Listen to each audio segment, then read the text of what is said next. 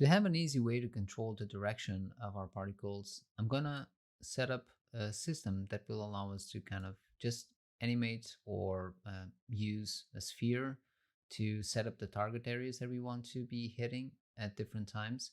And then we'll use that to guide the particles. Let me hide the artifact. I'll create another sphere here.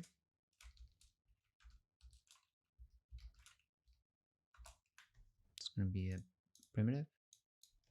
And I'm going to make sure it's small, 0.1. Let's apply transform. And let's place it. So from the top view, I'm just going to kind of position it closer. From the side view, I'm going to adjust the height. The place that I want to be hitting in the beginning is something closer to this area.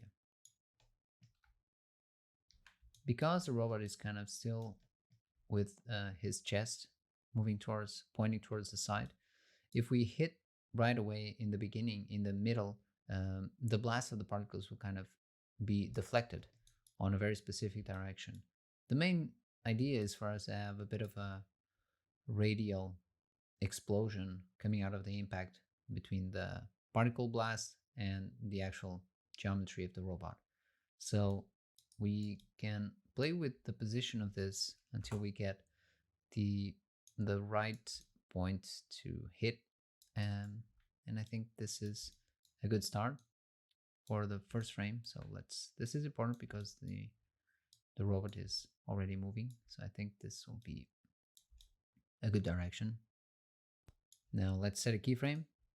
Let's move on to frame 1032, why not? And at frame 1032, I want it to be still hitting around the chest, close to the arm. And let's set a keyframe here. Then let's go to 1056. And at 1056, the goal is going to be for it to be pointing somewhere around here. We can go down a bit more because it's now facing slightly more towards the blast. And set a keyframe, Alt click. Finally, frame 1080. Let's set a keyframe here as well.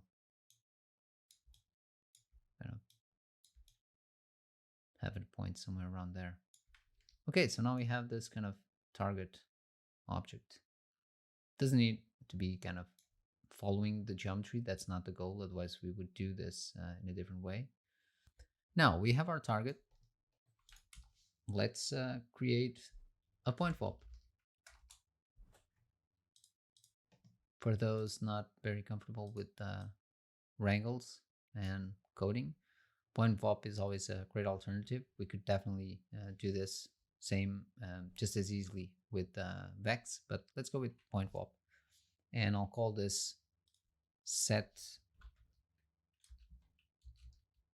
V. And let's dive inside.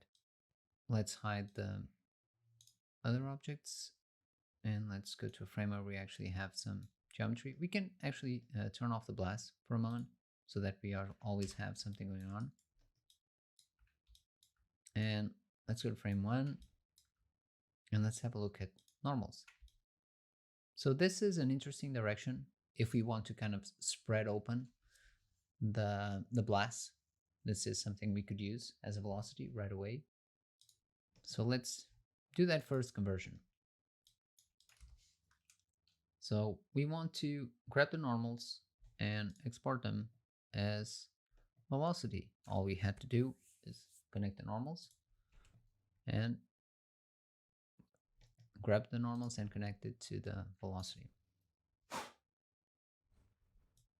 Once we do that, if we have a look at the trails, velocity trails, you'll see that now we have these velocity trails. So this is the direction where in which the particles would go.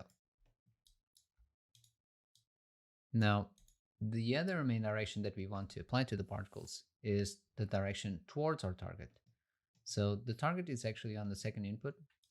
So let's get attribute. We don't even need to connect it to the second input. We can just choose here, second input. I'm going to grab the position of the first point. We only have 1 point there. Let's just confirm that. Because this is a primitive, even though it's a sphere, we only have 1 point at the center of the sphere. So that is correct. And next, we want to grab the direction to this. Let's subtract. We want to subtract from our target position.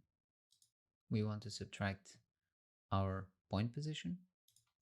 And let's normalize. The normals are already normalized, so we need to kind of normalize this.